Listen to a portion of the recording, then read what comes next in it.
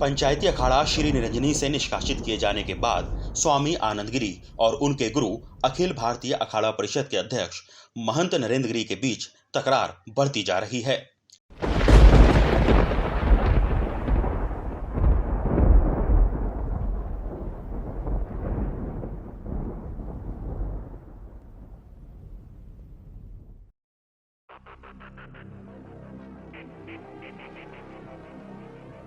निष्कासन के बाद एक दूसरा वीडियो जारी कर स्वामी आनंद गिरी ने अखाड़े की संपत्ति को लेकर गंभीर आरोप लगाए हैं।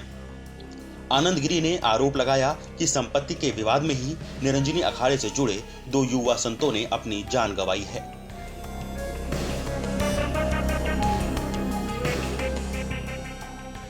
इन दोनों संतों के शव संदिग्ध परिस्थितियों में पाए गए थे। स्वामी आनंद गिरी ने इन दोनों संतों की मौत में हत्या की साजिश की ओर इशारा किया है।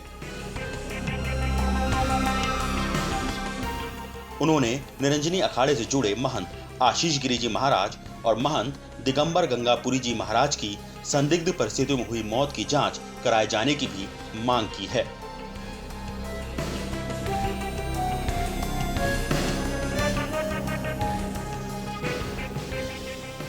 स्वामी आनंद गिरी ने अखाड़े से जुड़े संपत्ति के विवाद में अपनी भी हत्या कराए जाने की आशंका जताई है। उन्होंने कहा कि अखाड़े की संपत्ति सैकड़ों वर्ष पुरानी है, हमें इसका संवर्धन और संरक्षण करना चाहिए, न कि इसको बर्बाद करना चाहिए।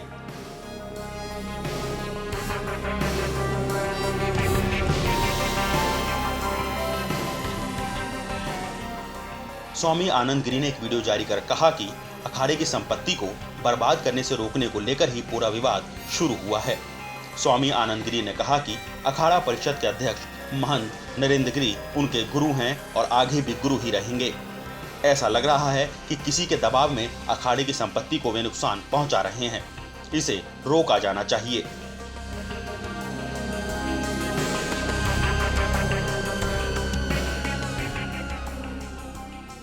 ओम नमो नारायण। घटनाक्रम आप सबके मध्य है। मैं सबसे पहले अपने गुरुजी को प्रणाम करता हूं और पूज्य महंत श्री हरिगिरी महाराज को प्रणाम करता हूं। हमारे संत समाज का जो आदेश है सर आंखों पे, जैसे कि कहा जा रहा है कि 3 साल तप करो, 10 साल तप करो, 15 साल तप करो, मैं अपने पूरे जीवन को ही तप मानता हूं और मुझे पूरे जीवन ही तप करना है। एक साल 2 साल के लिए साधु नहीं बनना है। जब मैंने बाल्यकाल से अपना जीवन दे दिया तो मैंने दे दिया।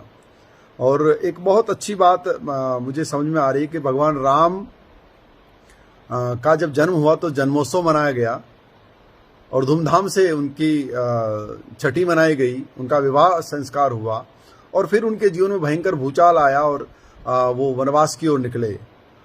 तब लोगों ने कहा कि नहीं, उन्हें वनवास नहीं जाना चाहिए। राम वनवास ना जाते तो रावण कैसे मरता? राम वनवास ना जाते तो महात्माओं का संरक्षण कैसे होता? हमारे ईश्वर की वास्तविक पराकाष्ठा जगत में कैसे व्याप्त होती? तो हम सबका जन्म कुछ विशेष उद्देश्यों से हुआ है और उन उद्देश्यों को केवल निजी स्वार्थों के लिए भूलना नहीं चाहिए।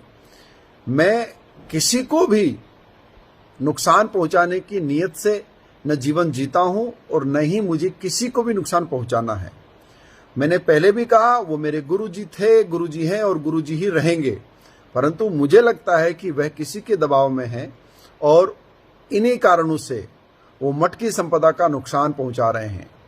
चूंकि ये संपदा सैकड़ों वर्ष पुरानी है और पुरानी होने के नाते हम इसका संवर्धन तो कर सकते हैं, संरक्षण कर सकते हैं, इसमें वृद्धि कर सकते हैं, परंतु इसे बेच नहीं सकते। बस इन्हीं बातों का मतभेद था जो आज इस पटल तक आ चुका है। मुझ पे बेबुनियाद आरोप लगाए गए और आरोपों को लगाते ही कुछ घंटों में मुझ पर कार्रवाई हो गई, सजा दे दी गई। आज मेरी स्थिति आप सबके समकक्ष है। मुझे कोई महात्मा अपने पास बिठाना नहीं चाहता। मैं किसी समाज में किसी विशेष कार्यक्रम में जा नहीं सकता। मेरे पास अपने रहने का कोई ठिकाना नहीं है। मैंने अपनी मेहनत और पुरुषार्थ से अपने शिष्यों से जो धनोपार्जन किया था उससे मैंने आश्रम बनाया। उस आश्रम को बनने नहीं दिया गया, उसको सील कर दिया गया।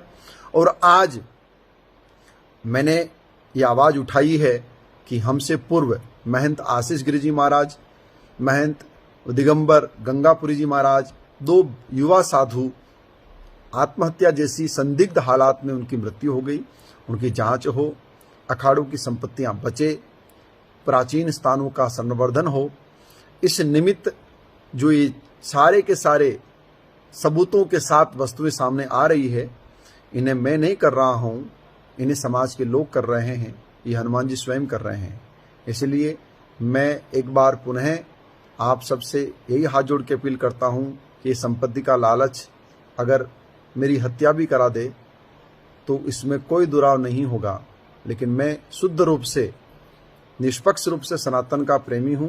मैंने शंकराचार्य भगवानों को, हमारे आदरणीय योगी आदित्यनाथ जी को, मुझे अपनी प्रदेश सरकार पर पूरा विश्वास है और पूरे आस्था है। मैंने भाजपा के लिए बहुत अद्भुत काम किए हैं। भाजपा के तमाम राजनेता जो मेरे सन्निकट रहे हैं वो जानते हैं कि मेरी जो सोच है वो कैसी है। मुझे उस पार्टी की सरकार पर पूरा विश्वास है। मुझे विश्वास है कि निष्पक्ष जांच होगी और जांच के माध्यम से जो यथार्थ है वो सत्य साबित होगा।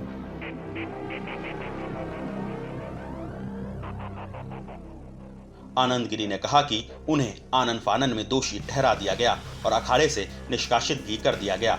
स्वामी आनंद गिरी ने कहा कि अखाड़े से निष्कासित होने के बाद अब वह पूरी तरह से सड़क पर आ गए हैं और उनके पास रहने के लिए कोई ठिकाना नहीं है और कोई साधु संत भी अपने साथ उनको बैठाना नहीं चाहता। उन्होंने कहा कि वो रुड़की में अपने द्वारा किए गए धन अर्जन और शिष्यों के सहयोग से एक आश्रम बनवा रहे थे, पर उसे भी सील कर दिया गया है।